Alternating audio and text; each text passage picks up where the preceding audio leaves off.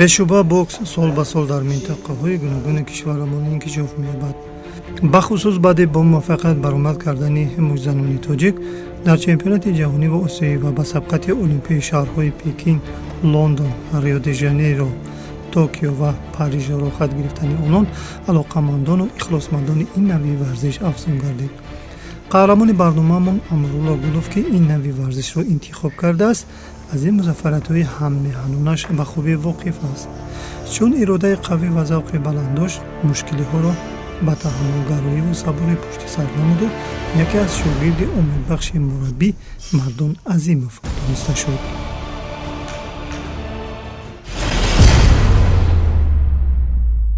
5 سال در همین تالار مشق و تمرین میکنیم. امرالله گلوف روزی از وقتی آمد اینجا از وی معلوم بود که وی نتیجه نشون میده. ورزشکار همین از همون میدانکیش معلوم بود بچه که چست و چالاک چاقونی تیز از خود میکرد. این اصولهایی که من به اون نشون میدادم او تیز از خود میکرد. دوستان عزیز صحبت داریم با یکی از ورزشگری مکتب مخصوص ورزشی ذخیره‌های المپی رقم 9 اوید با بوکس امرالله گلوف. امرالله خب سراول میخواستم بفهمم که چرا از میان همین اینقدر نمودهای ورزش تنها رشته بوکس یعنی که مشتنی رو انتخاب نمودید؟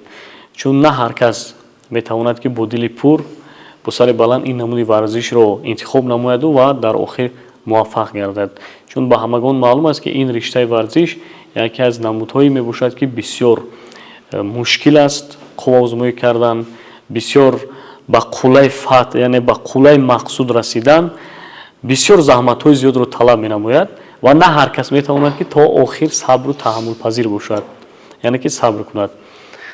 سببش رو می خواستیم بفهمیم. از اول من به رشته بوکس خیلی شوق و هوس داشتم و برای همین من به ورزش بوکس آمدم. یعنی که از روی ذوق و شوق یعنی که از روی هوس شما این نمودی ورزش رو انتخاب نمودید. خیلی خوب. حالا مدت چند سال است که در این رشته مشق ورزی کرده شده؟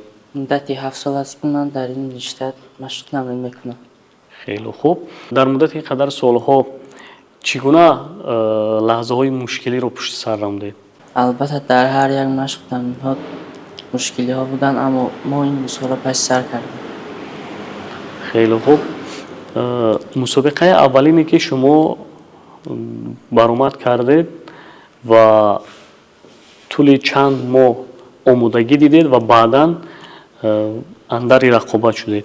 طول 4 ماه شد که من مشق تمرین کردم و در اول مسابقه من 2 رقیب خود رو مغلوب کردم و سزاوار جای اول گشتم. تا کجا اطمینان داشتید که در مسابقه اولین خود جای اول رو میگیره؟ بخت برای من امان کرد، من خیلی خوب از خود باوری داشتم و برای همین سزاوار جای اول گشتم. رقیبان شما تا کجا پرقوت بودن؟ رقیبان من هم بد نبودن اما من از معیار زیاد مشق کردم و برای همین من اونها رو مغلوب کردم. وقتی که مدال اولین به گردن شما آویزان شد چی احساسات شما رو فرا گرفته بود؟ این احساسات رو نه هر کس میفهمد نه هر کس میدوند، این رو تنها خودی ورزشکار میفهمد. آفرین، بسیار نتیجه خوب. البته که نه به هر کس میسر میگردد که در مسابقه اولین خود سزاوار جای اول گردد. پس از انجام این مسابقه در پیش خود باز چی مقصد ها گذاشته؟ من در پیش خود مقصد گذاشتم که از این زیادتر باز مشق کنم و به قله های بلند میرسم. خود مردان عظیموف استاد ورزش سابق اتحاد شوروی است و به کودکان نورسان نازک‌های بوکس را می‌آموزاند. مشق و تمرین این مربی در شهر دوشنبه می‌گذرد. نگفته نماند که مکتب ورزشی شهر دوشنبه اوید با بوکس از زمان تأسیس‌یابی تا اقدام در تهیه و آماده کردن مرسلان لایق‌مند سهمی مناسب دارد. مثلا در 5 بازی‌های المپی اخیر تربیت‌گرندگان مکتب شرکت ورزیدند و در سالهای گذشته هم در مسابقات مختلف ورزشی اشتراکی فعالانه داشتند. در حال حاضر این مربی نفرانی را به رشته بوکس جلب ساخته است که از فعالیت ورزشیشان 4 سال سپری گشته است، ولی در این مدت آنها قواهشان را در مسابقات مختلف داخلی و بین المللی نیز موفقانه سنجیدند. ва албатта яке аз шогирди фаъоли омадбахши ин мураббӣ Амрулло Гулов мебошад. албатта барои як натиҷаи хубро нишон додан бояд ҳар як варзишгар шабу рӯз заҳмат кашад, талош кунад ва аз ҳам худи варзишгар вобастагӣ дорад ва ҳам аз худи мураббӣ агар сахтгир бошад варзишгар ба як натиҷае мерасад.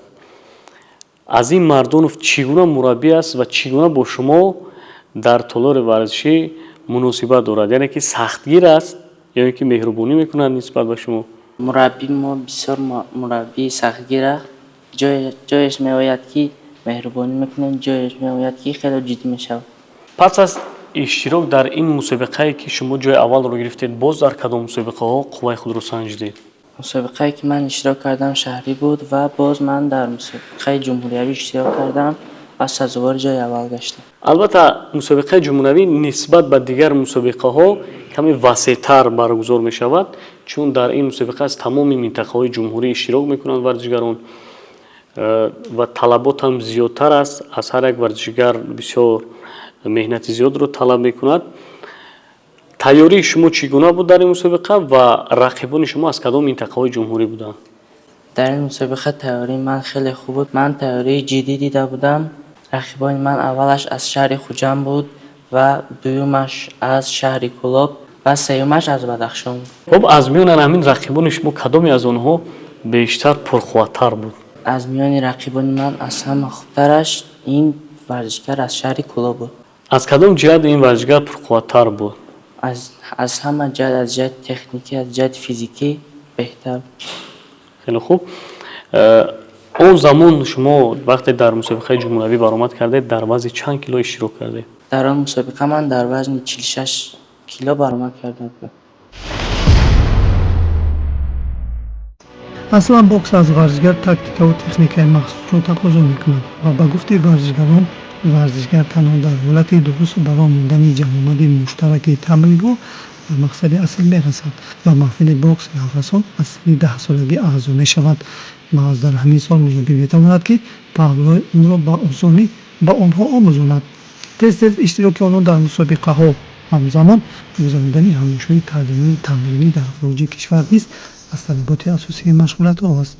албатта ба наврасон ине ки аз пайи омӯзиши ин ё он нави варзиш ҳастанд, шоҳкориҳои варзишгарони номдори меҳан нерӯ мебахшанд то баҳри фард намудани қуллаи мақсуд камари ҳиммат бубанданд.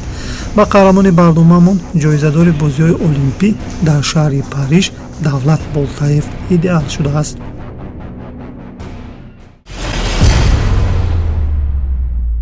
ҳамчун ман мураббии оид ба бокс мебинам ки Амрулло Гулов аз ҷиҳати техникӣ фаъолтар аст. ҳар як варзишгар ба худ як идеал дорад, яъне ки пайравӣ ба ҳамон варзишгар мекунад ё ки дар назди худ мақсад мегузорад ки масалан мисли ана ҳамон варзишгар ман бояд варзишгари боистеъдод шавам, варзишгари парчамбардор шавам.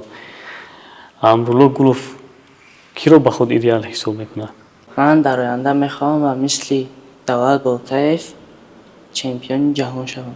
техникаи ӯ ба шумо маъқул аст бештар ё ин ки қувваи физикиаш? техникаи хуб дорад, аммо ба ман қувваи физикиаш хеле маъқул аст.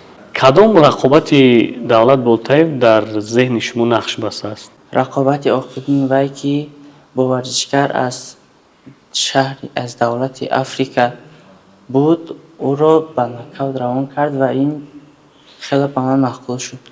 яъне ки ба шумо ҳамин зарбаи нокауташ бисёртар писанд омад ва шумо ҳам орзу доред ки дар оянда рақибони худро ба ҳамин хел ба мисли Давлат Болтаев ба нокаут дучор намоед? вале ман ҳам мехоҳам ба мисли Давлат Болтаев рақибонро ба нокаут равон кунам, аммо барои ин бисёртар ва ҷиддитар машқ кардан дар кор аст. албатта мо ҳам боварӣ дорем ки дар оянда шумо ба мисли Давлат Болтаев яке аз варзишгари беҳтарин хоҳед шуд.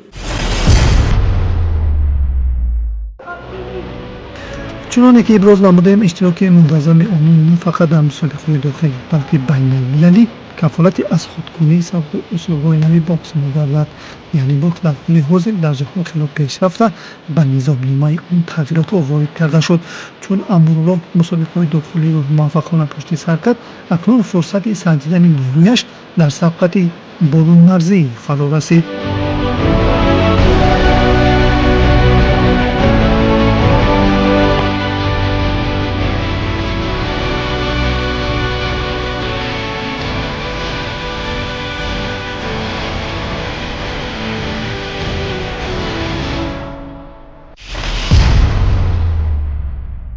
бигӯед ки аз тоҷикистон бори аввал дар мусобиқаҳои байналмилалӣ баромад кардаед?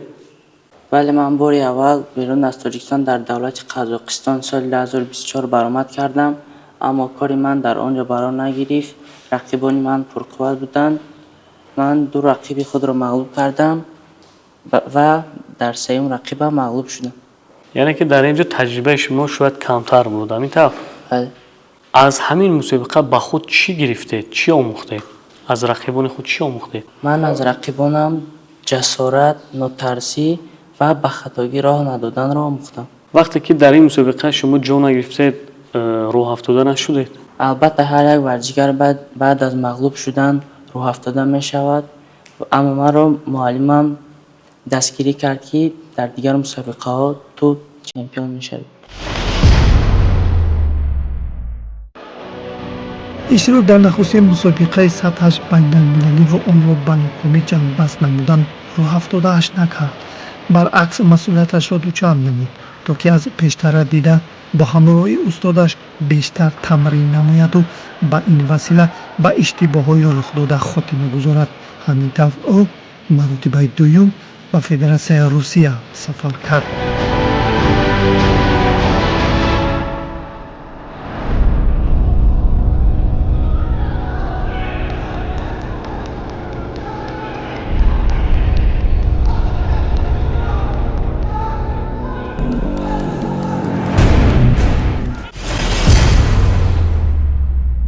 جای اول رو اشغال کرد. بو تجربهش دیگه خیلی بو بسیارتر مهنت کردن در شهر کریم سه رقیب روس رو مغلوب کرد. باز در کدام مسابقه‌های برون مرزی برآمد کردید؟ من سال 2025 در شهر قریم فدراسیای روسیه برآمد کردم و در آنجا سه رقیب خود را مغلوب کردم و سزاوار جای اول گشتم. آفرین آفرین آفرین، بسیار نتیجه خوب نشان دادید، احسن میگوییم. خب قبل از سفر نمودن به این مسابقه مدت چند ماه شما همایش‌های تعلیمی و تمرینی رو برگزار نمودید؟ قبل از به مسابقه رفتن 2 ماه مشق و تمرین‌های جدی دیدم برای آنکه در آنجا سزاوار جای اول گردیم. وقتی که جای اول رو گرفتید تا کجا اطمینان داشتید که این نتیجه رو شما به دست میارید؟ چون در مسابقه اولین خود در قزاقستان با شکست دچار شدید و در این مسابقه احساسات چگونه بود؟ البته من بعد از مسابقه در قزاقستان به خود مقصد داشته بودم و من به مقصدم رسیدم. رقیبان شما از کدام دولت‌ها بودند؟ رقیبان من از دولت روسیه، بلاروسیه و قزاقستان بودند. خب یعنی که شما توانستید که در این مسابقه حتما رقیب قزاقی که در دیگر دولت، یعنی که در قزاقستان شما رو مغلوب کرده بود، در اینجا او رو مغلوب سازید، همینطور؟ بله، من در سوم رقابتم با ورزشکار از قزاقستان برآمد کردم و من او را مغلوب کردم و سزاوار جای اول گشتم. این رقیب قزاقی که شما شکست دادید همون رقیب قبلیتون بود یا که این دیگر کس بود؟ نه، این رقیب قبلی نبود. خیلی خوب. و وقتی که جای اول رو گرفتید گفته میتونید که عموما همین رقیبان خود رو از کدام جهت شما با شکست دچار نمودید؟ یعنی که از حساب به دست آوردن خال یا اینکه از حساب نکاوت چگونه بود همین رقابت‌های شما چگونه برگزار شد؟ من رقیبان خود را از جهت بسیار به دست آوردن خال مغلوب کردم. امکانیت به نکاوت دچار نمودن آنها رو داشتید؟ البته بود، اما آنها هم پرقوت بودند، خود را حمایت کردند.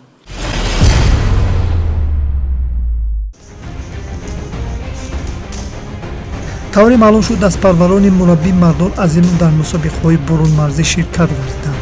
бо доид намудани ҳамоишҳои пайи ҳамон машғулиятҳои дастаҷамъӣ мураббӣ саъй дорад то дараҷаи варзишии шогирдонро баланд бардораду ба ин васила ширкати эшонро дар мусобиқаҳои байналмилалӣ боз ҳам бештар намояд. орзуи деринаи қаҳрамони барномаамон ҳам иштирок дар мусобиқаҳои осиёиву ҷаҳонӣ аст. умед аст ки мусобиқаҳои оянда ба амруллоҳ ва дигар тарбиятгирандагони мураббӣ мардон азимов бобарон хоҳад гузашт. من شاگردان توصیه میتونم که آنها مهنت کنند сабр кунанд, тоқат кунанд, баъд ба қуллаҳои баланд мерасанд. ҳар як варзишгар ба худ як усули маъмулӣ ва дӯстдоштаи худро дорад, ки бештар бо ҳамон усул рақибони худро шикаст медиҳад. усули дӯстдоштаи шумо кадом усул аст? маро дасти чапам бисёртар пурқувват мебошад. агар муштам ба ҳадаф расад, ман боварӣ дорам, ки ба рақиб мушкиле эҷод мекунам. ва вақте ки парчами Тоҷикистон дар ин ҷо баланд бардошта шуд дар ин мусобиқа, чӣ гуна эҳсосот шуморо фаро гирифта буд? эҳсоси хурсандиам зиёд шуд ва ҳисси ватандӯстиам баланд гардид. ташаккури зиёд, аҳсан, офарин мегӯем, ки ин қадар натиҷаҳои хуб нишон додед ва дар оянда кӣ шудан мехоҳед, яъне ки чӣ касбро интихоб карданӣ ҳастед? дар оянда ман мехоҳам машқи худро давом диҳам. ман мехоҳам чемпиони ҷаҳон шавам ва ба монанди устоди худам шогирд тайёр кунам ва мураббии шоистаи ҷумҳурии Тоҷикистон шавам. бинандагони гиромӣ, мо низ ҳайати эҷодӣ ба Амрулло Гулов дар оянда пешравию комёбиҳои зиёдро орзуманд ҳастем. бовари комил дорем, ки дар оянда ӯ яке аз парчамбардорони давлату миллати азизи хеш хоҳад шуд.